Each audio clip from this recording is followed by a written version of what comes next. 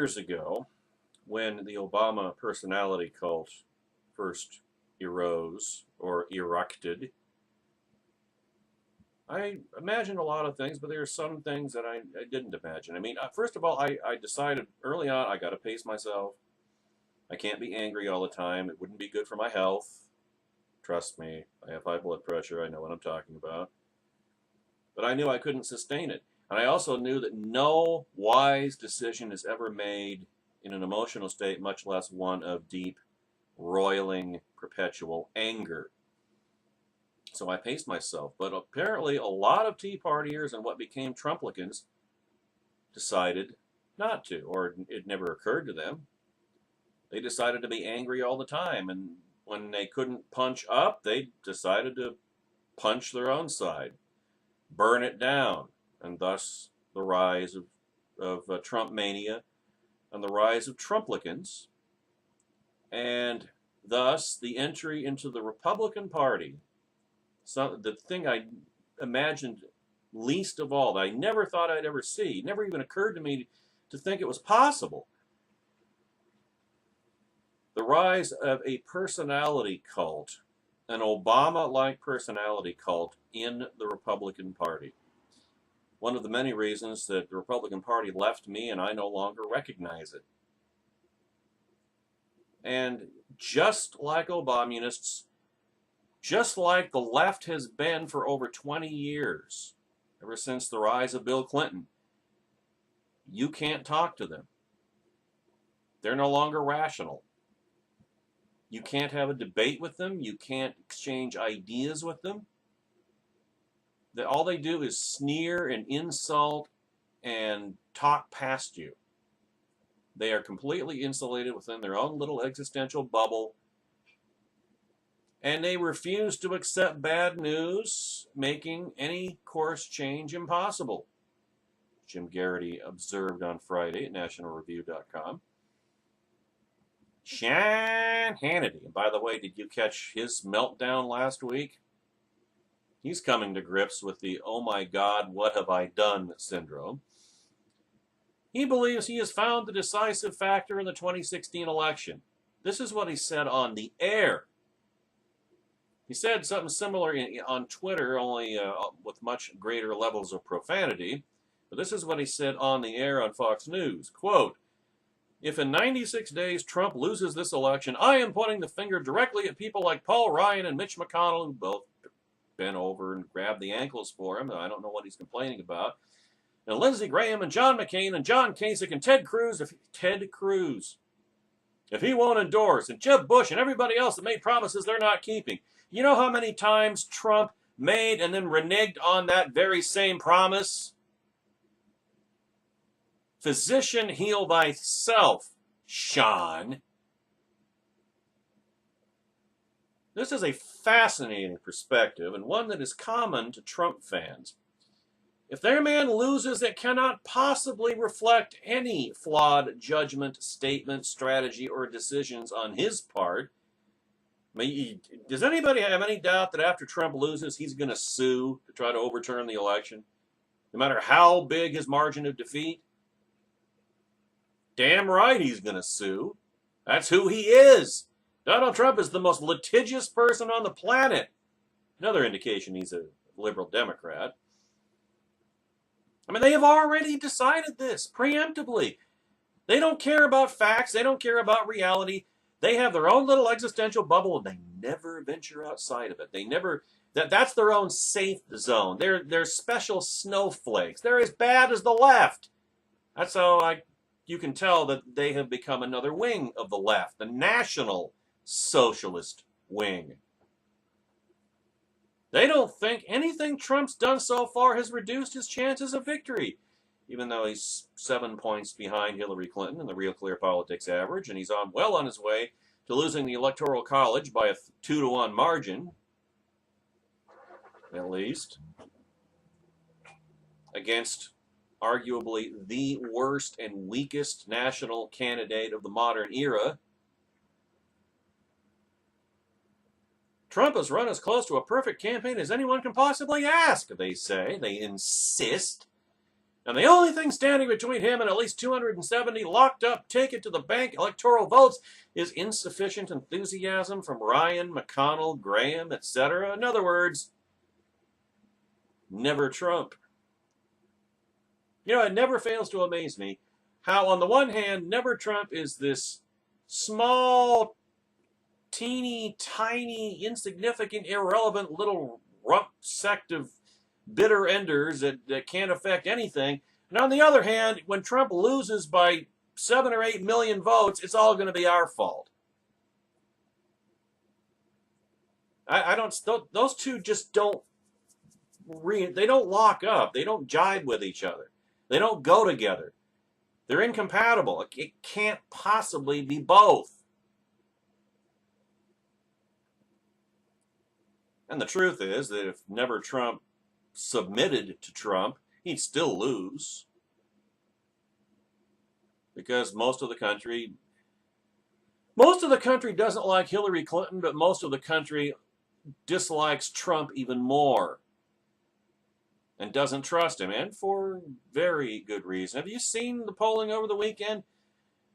The areas where Donald Trump trails Hillary Clinton by the biggest margins are in temperament and knowledge of public policy. I warned you people throughout the GOP primaries, we don't need outsiders. We need people who know what they're doing. We need people with experience. It's just like any other profession. Why do you want somebody who doesn't know what they're doing? Remember the analogy I used on the air on Hard Starboard Radio? If you needed open heart surgery, are you going to go down to the local garage and get Mr. Goodwrench to do it, or are you going to look for the best cardiac surgeon you can find? What if you were being falsely accused of murder? What if you were Sam Shepard? You're falsely accused of murder. Do you want to get the Joe Pesci's character from My Cousin Vinny? Or do you want the O.J. Simpson's dream team? You want somebody who knows what they're doing. Why would you want for the most powerful post on the planet, formerly used to be most powerful job of on the planet, somebody who doesn't know what the hell they're doing? Sooner or later, that was going to catch up with you. Now, as far as this is concerned, this would have applied to Carly Fiorina. This would have applied to Ben Carson. You know, any outsider, any non-politician, anybody who runs for president is a politician, first and foremost, by definition. But why do you want somebody who doesn't know what they're doing? Sooner or later, that was going to come back to bite you. And now it has. People don't like Hillary. People are scared to death of Donald Trump. And justifiably so.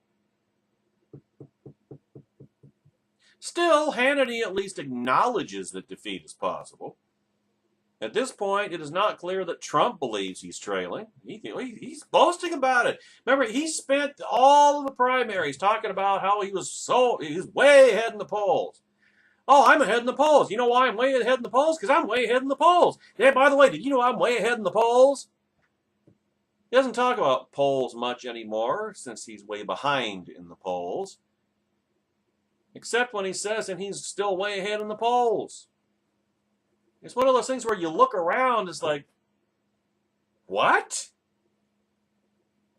I mean, that goes beyond self-delusion. That's just counterfactual.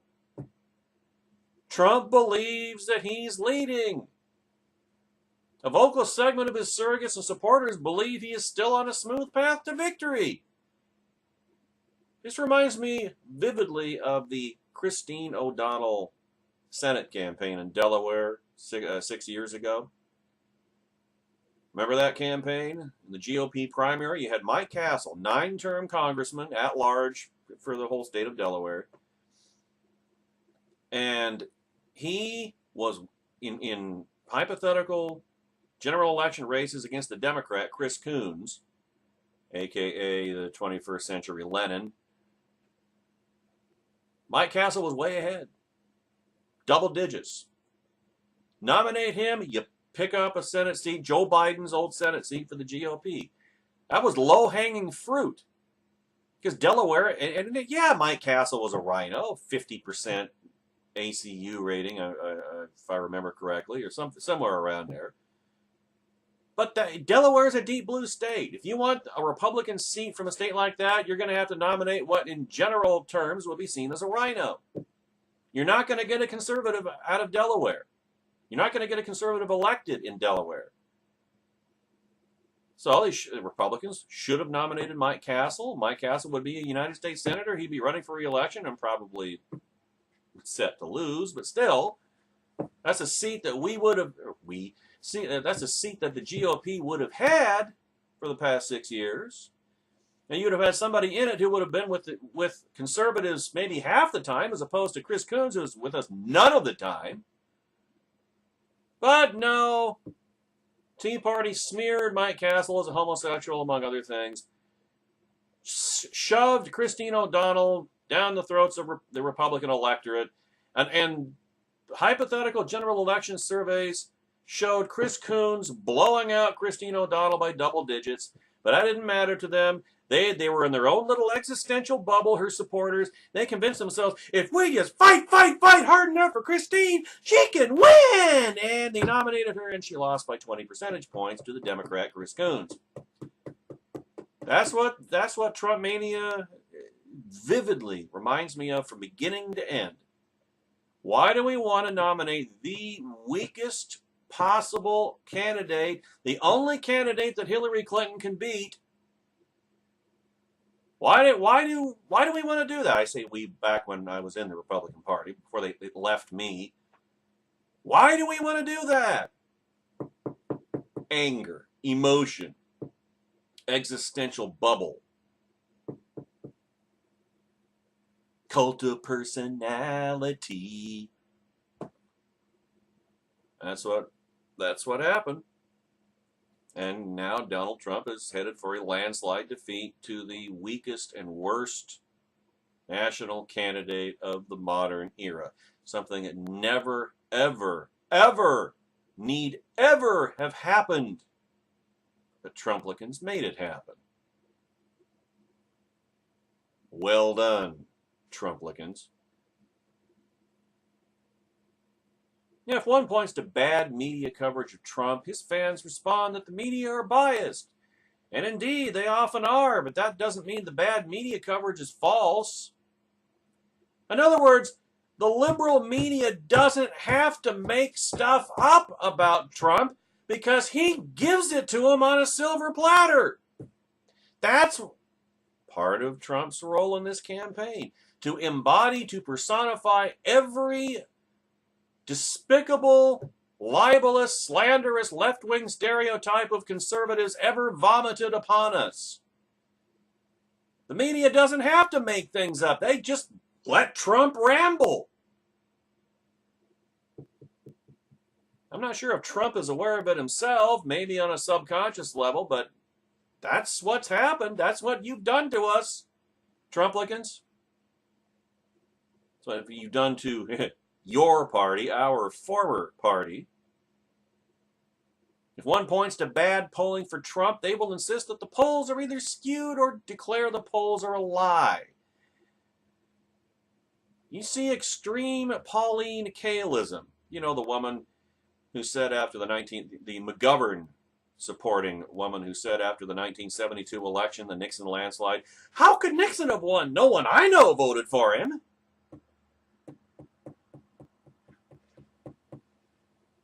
Everybody I know is voting for Trump. Well, perhaps that is the case. I mean, has this person really asked every person he knows? Yeah, I imagine he probably has. And those who hedge or say, well, I don't know, they threaten to beat him up, I would imagine. But their circle of friends of a dozen or several dozen or even 100 is not likely to reflect the growing demographics of their state. The voting demographics. If literally no one you know is voting for the candidate you dislike, you can be certain you're in a bubble. I mean, Obama took 28% of the vote in Wyoming last time, and Romney took about the same share in Hawaii, for heaven's sake. Hillary is dominating the airwaves in television ads and not showing her face. She's running the 21st century equivalent of a front porch campaign, and Donald Trump is the one who is not only letting her do it, but is running interference for her. But Trump's fans insist that doesn't matter. Her super PAC has way more money than his does, but Trump's fans insist that doesn't matter. She has way more paid staffers and offices open in key swing states than Trump does, but Trump's fans insist, like Bill Murray in Meatballs, it just doesn't matter. In each of these cases, there's a germ of truth to the Trump fans' argument. The press was brutal to George W. Bush in 2000 and 2004, and he overcame that. Polls can have samples that include too many Democrats and aren't likely to represent turnout in the elections. A lot of political television ads become ignored background noise by October, and the candidate with the most money doesn't always win. But they usually do. And once all of these measuring sticks of a campaign are dismissed as meaningless, we're left with key questions Trump's fans, and arguably the candidate himself, stubbornly refuse to answer. Such as, what indicators do you trust? Oh, I can give you an example. Trump has more Facebook followers than Hillary. That means Trump's going to win at a landslide. That means his supporters are more enthusiastic, perhaps, but his supporters are still 10% of the electorate. How do you know if what you're doing isn't working? Considering how quickly Trump shifted in his interest in polls once they turned against him, and the philosophy seems to be that all measurements with good news are true, and all measurements with bad news are damnable lies. Any indicator of improvement is incontrovertible. Every indicator of worsening is false. That is a textbook definition of denial. What do Trump fans believe is a good indicator of a campaign's strength? Pin them down and they'll answer the size of the crowds at his rallies. If you're skeptical of this as an accurate measuring stick, congratulations, you have good instincts. Big crowds are nice to have, and the big crowds at Trump's rallies in 2015 were a good early indicator that Republicans were a lot more interested in what he had to say, God only knows why, than what, say, Jeb Bush, Bobby Jindal, or George Pataki did. But each swing state has a voter pool of several million people. Getting 5,000 or 10,000 or 15,000 people to a rally doesn't mean much in that context. In other words, it really doesn't mean anything. In October 2012, Mitt Romney had 3 rallies with crowds estimated in excess of 12,000 people in Fishersville, Virginia, Port St. Lucie, Florida, and Cuyahoga Falls, Ohio. He also lost all 3 of those states. 4 years earlier, John McCain and Sarah Palin attracted 13,000 in Colorado Springs, 15,000 in Fairfax, Virginia, and perhaps as many as 60,000 in the Villages, Florida. And that ticket lost all of those states as well. Sure, it's swell that Trump attracted 10,000 people to his rally in Jacksonville, Florida last week. But Florida will have between 8 and 9 million people voting this year. If only 8 million Floridians vote in the presidential election, the big turnout for Trump in that city will have amounted to 0.00125% of the electorate. In November 1988, the New York Times dutifully reported the high turnout for rallies featuring the Democrat nominee, Michael Dukakis. 15,000 in Philadelphia on Thursday, 9,000 in Chicago on Wednesday, and 7,500 in Milwaukee on Tuesday. The candidate cheerfully declared he could feel the momentum and asked the crowd if they could smell victory in the air. Oh, sweet victory. And Dukakis went on to smell defeat by 7 million votes, 8 percentage points, and a margin of 315 electoral votes. The fixation on crowd size reflects the mentality of Trump and his fans. In other words, they know he's going to lose, and they're trying desperately to find any strand, any spaghetti reed lifeline to hang on to. Either that or they just get angry and melt down like Sean Hannity did last week. They begin with the conclusion they want. All is well! You know, remember Kevin Bacon's character in Animal House? We're winning! Everything we're doing is working great! All we have to do is fight hard enough, and Donald can win! And work backwards to find the evidence, which, of course, they're not finding. Trump may not have the most solid record for Christian conservatives, but no one can deny that he's built one hell of a faith-based initiative.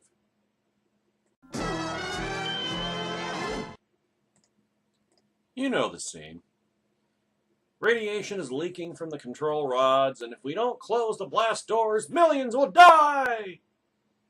Or maybe it's the army of flesh-eating mutant killer ants coming up from deep within the old coal mine.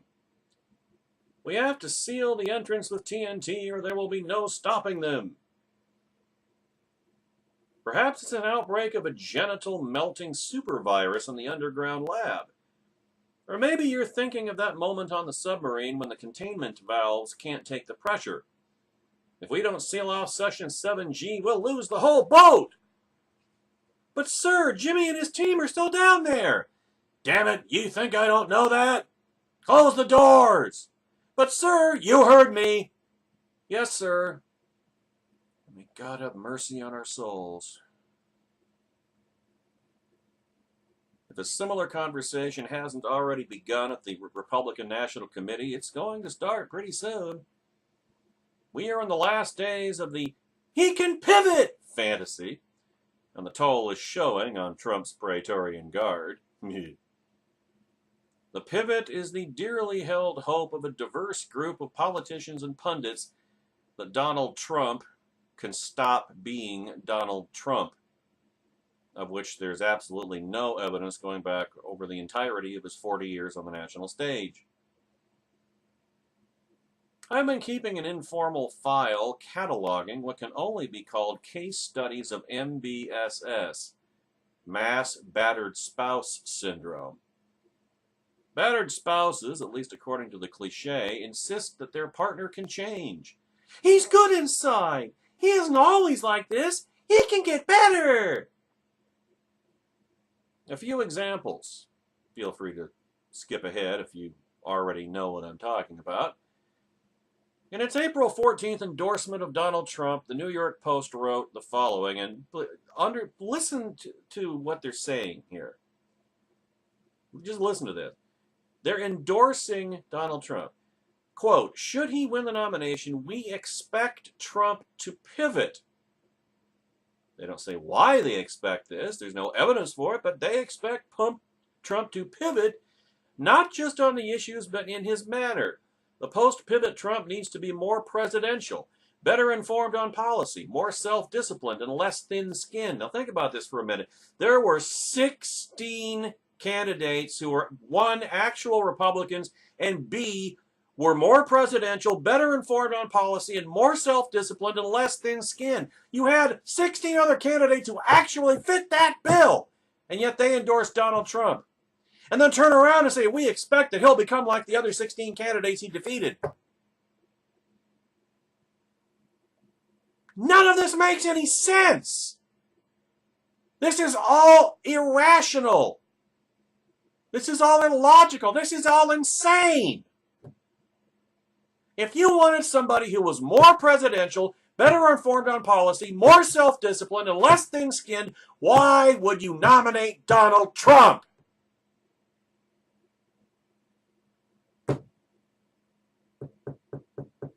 From the Associated Press, April 21st, 2016. Quote, Trump's newly hired senior aide, Paul Manafort, a.k.a. his man from Moscow, made the case to Republican National Committee members that Trump has two personalities, one in private and one on stage.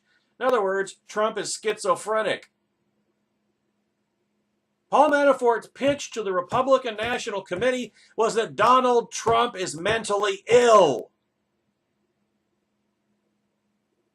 Bipolar. Schizophrenic. When he's out on the stage, when he's talking about the kinds of things he's talking about on the stump, he's projecting an image that's for that purpose, Manafort said in a private briefing. You'll start to see more depth of the person, the real person.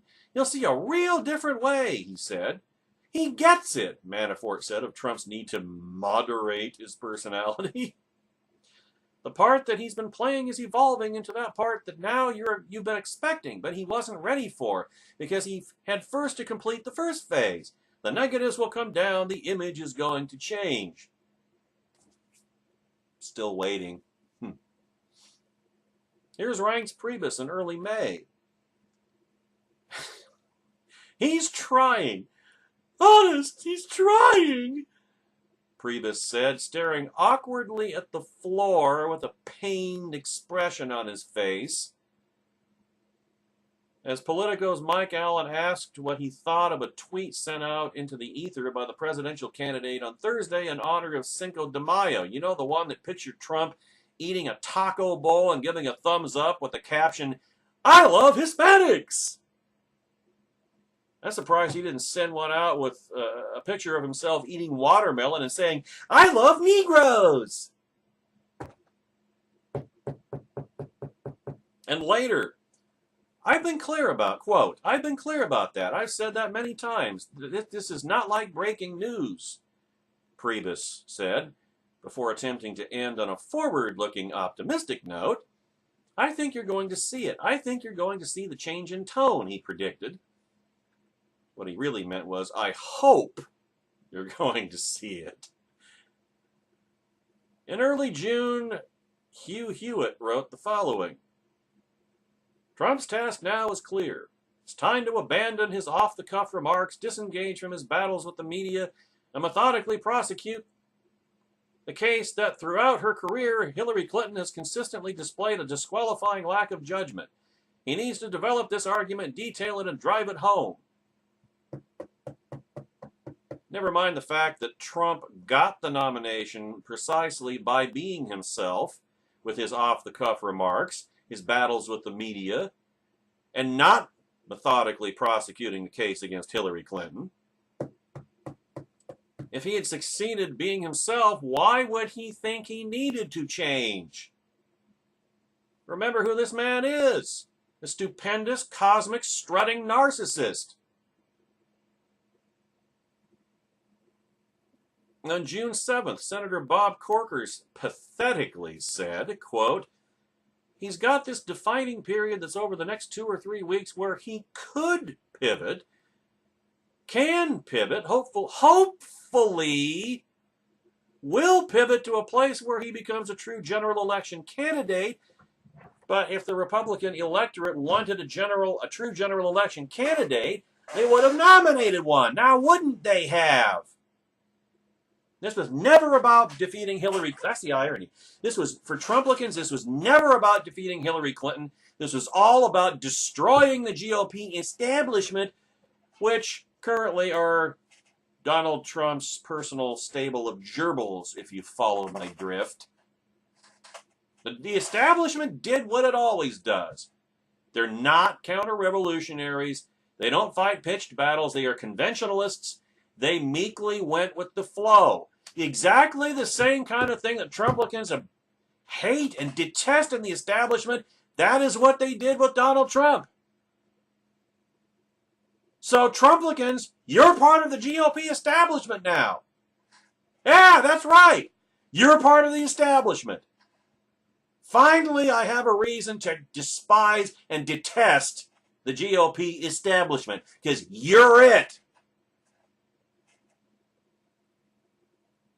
In late June, Mark Leibovich met with Reince Priebus. Here's the quote. "I'm feeling good about things," Priebus told me. His voice was flat and toneless, in hostage video mode. It was hard to resist a few pokes at the organization, man. How's that Trump pivot working out? The Priebus' response, "I think it's a work in progress." Yeah, progress, it's years. It has years to go. 3 weeks later, the Huffington Post reported, quote, "The chairman of the Republican Party says Donald Trump is pivoting," meaning he wasn't doing any such thing, but he'd been saying it for so long he just started making things up, just like his nominee. In other words, that he is reinventing himself as a thoughtful, responsible political leader Americans would feel comfortable putting in the Oval Office, with absolutely no indication or proof that any such thing is happening. Because Donald Trump is Donald Trump and he cannot change. Why would he have any reason to? On July 16th, Reince Priebus, speaking to Brett Baier about Trump's choice of Mike Pence, a.k.a. Cuck Pence, as a running mate, said that this is the pivot that everyone has been waiting for. No! He just needed somebody to bring him his coffee and whores on a daily basis. Now, I could add literally hundreds of other examples to this list, but you get the point. The battered spouse establishment can't come to grips with the fact that they're being played for suckers, or that they are actually enabling Trump, just like Trump's personality cult. GOP establishment is their hostages. I half expect Reince to come out with a black eye and tell everyone that he walked into a door at Trump Tower. I shouldn't have been so clumsy. And I get it. When something is too terrible to contemplate, aka a Hillary Clinton presidency, there's a natural human tendency to avoid contemplating it. But when a grizzly bear is eating your face, saying he can change is not the best response. Not least because Trump can't change. He can't change any more than a one-armed southpaw can suddenly pitch right-handed. Within days of the supposed Pence pivot, Trump got worse. In the time since he accepted the nomination, Trump has, among other things, revived a crackpot theory on Ted Cruz's father and the JFK assassination, suggested his adopted party is filled with people who don't want to help others, invited Russia to influence the U.S. presidential election, smeared the parents of a fallen U.S. Army captain, trashed a retired four-star general, and appeared not to know that Russia had annexed the Crimean Peninsula in 2014. And all of this was at the exact moment when Hillary Clinton lied again about her email controversy, this time about what FBI Director Comey said in his testimony, and the government released horrific economic numbers. He didn't say anything about that. Criticizing Hillary Clinton bores Donald Trump. He said it. He said it publicly. It's boring. He'd much rather attack He'd much rather attack Republicans because that's what liberal Democrats do. It's in their DNA. And then just Friday morning, Trump ate a live hamster on national TV. Okay, I made that last one up, but you get the point. In fact, I think the live hamster was named Reince. But you get the point.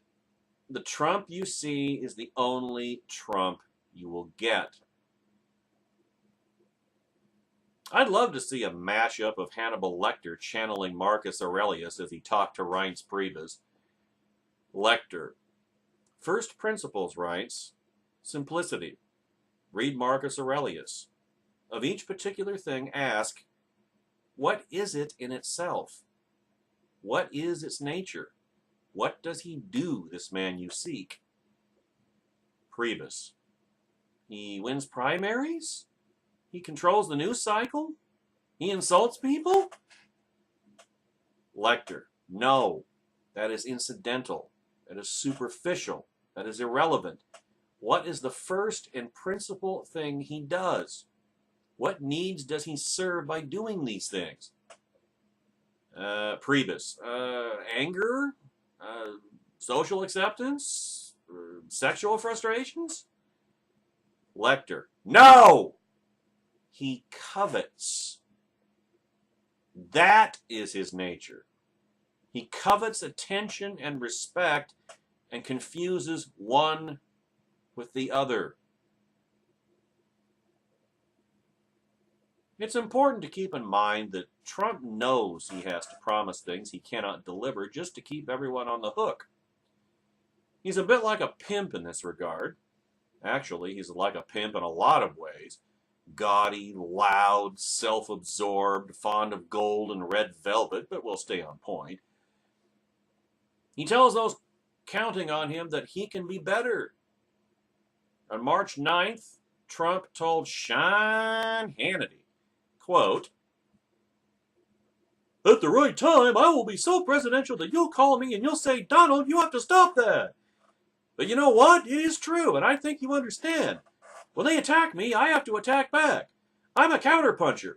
When they attack me, if I don't attack back, the press could say, oh, he should act more presidential. And then, like a couple of days ago, I gave a speech. They said, that was so presidential. I can be presidential, but when you're being attacked and when you attack back, they say it's not presidential," close quote. This is pimp talk, ladies and gentlemen. This notion that he can't let any insult go unanswered is the lizard brain logic of the streets and the prison yard. Honey britches, I gotta save face.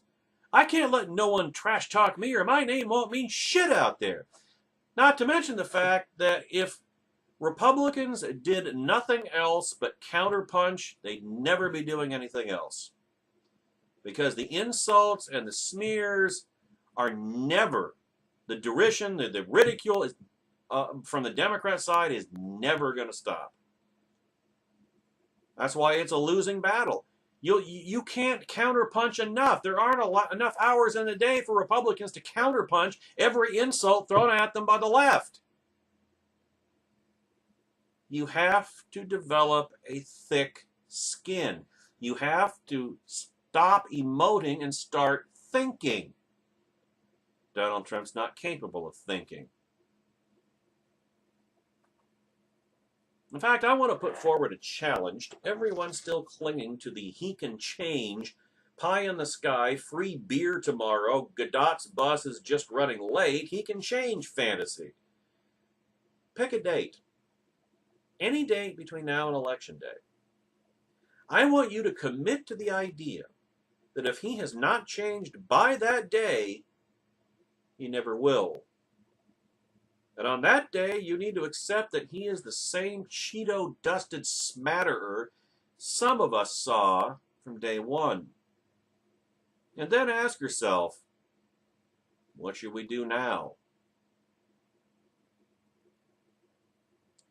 Hugh Hewitt is currently a leader of the Remain Calm camp with regard to Trump. And I am utterly sympathetic to his dismay about a Clinton restoration. But I am very skeptical that barring some horrific terrorist attack on American soil or Mrs. Clinton simply suffering a massive stroke, that Trump's candidacy can be saved. And Lord knows it doesn't deserve to be.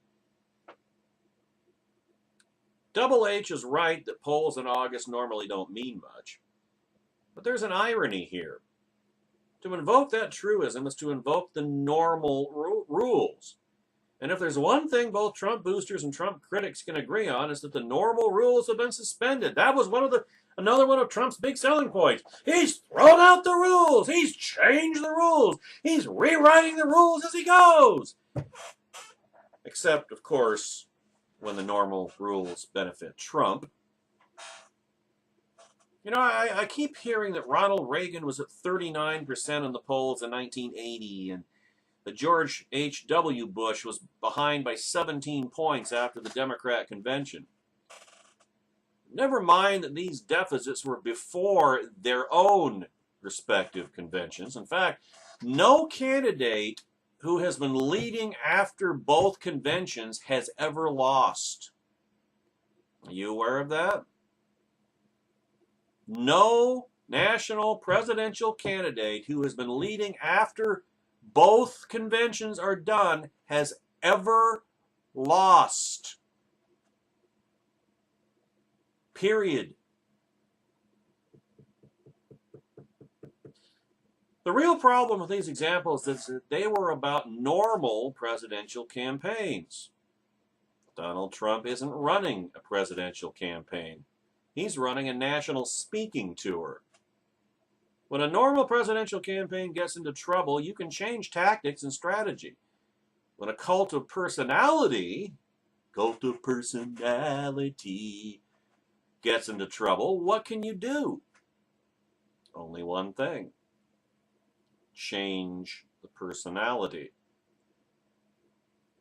Or in other words, expunge the very raison d'etre of the personality cult. And again, that isn't going to happen. Ever. Oh, sure, Trump's poll numbers will go up again. He'll have a few good days, maybe even a good week.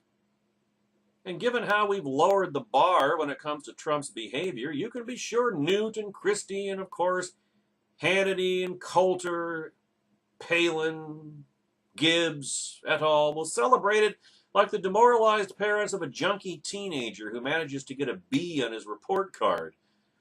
He's got his act together!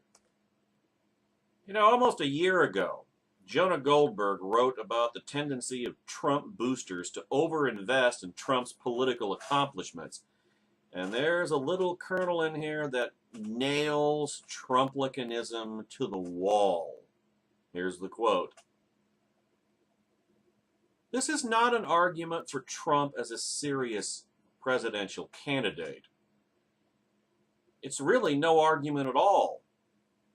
It is catharsis masquerading as principle, venting and resentment pretending to be some kind of higher argument. Nailed you Trumplicans to the wall with that one. Every principle used to defend Trump is subjective, graded on a curve. Trump is like a cat trained to piss in a human toilet. It's amazing! It's remarkable! Yeah, it is. For a cat. But we don't judge human beings by the same standards as cats. Close quote. In the days ahead, Trump will stay on message for a day or two, and the reaction from many will be, the prophecies are true! Watch out, Hillary! And behold, the cat who pees! Never mind that serious presidential candidates are expected to be disciplined for months on end. It's the rule, not the exception. We've so downgraded our expectations of Trump that even minimal or sub-minimal professionalism from him is greeted like unprecedented statesmanship. But it won't last. It won't last because it can't. The days since an unpresidential screw-up clock will never hit double digits. Which brings me back to the radiation leak in the containment area, the flooded submarine section, the runaway junk liquidating virus, and the mutant ant army racing toward the suburbs of Cleveland. Trumpism is a radiation leak threatening to destroy the GOP, not just in 2016, but for a generation. In another video, I likened it to Watergate. But this made Trumpism. Donald Trump may dwarf Watergate even. This may be as bad as 1932, Herbert Hoover, the Great Depression. This may be that bad. The half-life of Trumponium-90 is very, very long. The Republican nominee is the fourth, not second, not third, fourth choice of voters 18 to 29, millennial voters. After Hillary Clinton, after Gary Johnson, after the Bolshevik Jill Stein, Trump has 1% support among African Americans. Not 10, not 5, 1% support among African Americans. He's doing worse among married women and Hispanics than any modern GOP candidate. I cite these numbers not just to point out that he is very likely to be a loser in the fall, but to call attention to the fact that he is destroying the reputation of the Republican Party in the process, because the Republican Party nominated him. They didn't have to. There were any number of opportunities to stop Trump along the way, and they availed themselves of none of them. This is a self-inflicted wound. This, like in the previous video, the Mona Charen piece, this is party suicide. The party left us. We didn't leave the party. You Trumplicans hijacked it. We have nothing to do with it. Our hands are clean. We stood on our principles like you used to insist the GOP do. And then I guess you decided, well, if you can't beat them, join them.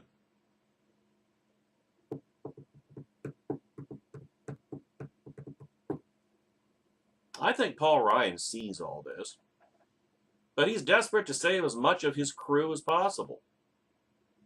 The latest projections have the Republicans losing 18 seats in the House, which would leave them still with the majority in the House, but it would be a much narrower majority. A 10-point landslide for Hillary will wipe away the Senate majority for sure, and possibly the House majority as well.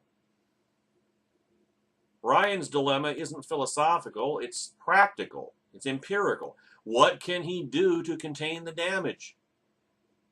He calculates that if he doesn't shut off the reactor core, the rest of the gang can still save themselves. Maybe. But in the meantime, the radiation is getting out into the rest of the ship.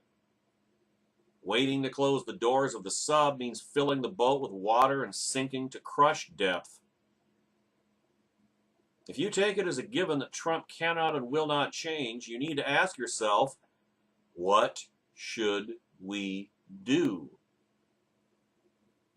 And to me, the answer is obvious. Excise the tumor. Close the doors. Blow the mine shaft. Dump Trump. Democrats do this kind of thing all the time, though not yet in a presidential election. I mean, if the only way to stop the virus from escaping the lab is to implement the Torricelli protocol, then that's what you have to do. Personally, I think a last-minute substitute could actually win, particularly if Trump cooperated, which of course he never will. I mean, the only way that Trump would step aside is like mid-October, when it was, finally it became so obvious that he was going to lose that even he had to come to grips with it, kind of like Hitler admitting in the bunker in Berlin in April of 1945, "The war is lost! The war is lost!"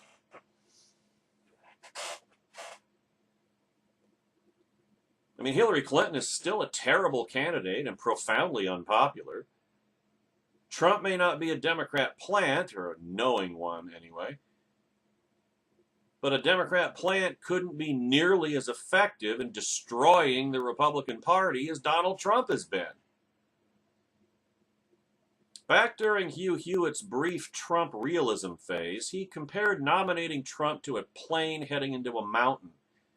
You got to do whatever you can, no matter how improbable or difficult, to change course. You need new pilots, Double H said. Of course, you may be asking, well, then how can Hewitt be talking about, oh, don't panic, Trump will pivot? Why is he drinking the Kool-Aid? Because Hugh Hewitt has always been a Republican Party hack. There's nothing new about that. So don't flip out. It's like ignoring stage 4 cancer. You can't do it, you gotta go attack it, Hugh said, displaying a Goldbergian penchant for mixing metaphors. And he was right. So how do we get rid of Trump? Beats me. Apparently party rules do allow for dumping him, but that would be obviously horribly ugly if Trump didn't play along, which of course he won't until it's far, far too late. In a normal time, and then he'd be pointing fingers at us, just like his followers are doing already. In a normal time with a normal person, the right people would appeal to Trump's party loyalty, but he has none because he's not really a Republican. That would be like asking a pope to step down for the good of the Presbyterians. One could appeal to Trump's patriotism, but there too, his tank is, if not empty, then certainly running on fumes. Maybe that's unfair, but what's not unfair is that Trump certainly cares more about himself than any other consideration, possible except for his kids, and probably not even then. So maybe the kids could talk to him? Well, they're pretty much clones of him, so why would they? Again, I don't know. What I do know is that Hugh Hewitt was right about doing what you have to do when there's no other choice but certain death. Some of us, again, saw this a lot earlier, which was just one of the reasons National Review ran its against the Trump issue. The other reasons had to do with protecting the conservative movement in the country from the damage a trumpetancy would inflict. The challenge then, as now, is a collective action problem. The party was too weak to stop Trump, and as we learned, individual politicians who tried to call out Trump died in the process. But the threat never disappeared. It only got worse. Someone needs to play the role of Spock in Star Trek II and head into the engine room to contain the radiation leak on the principle that the needs of the many outweigh the needs of the few, or the one. I choked up when Spock died, and I would be even more sad to see Paul Ryan sacrifice himself in the effort. Then again, political deaths are not so permanent as we sometimes think. Spock's return in the next movie was far more improbable than a Ryan resurrection. Again, I don't know how to do it. I only know that it needs to be done.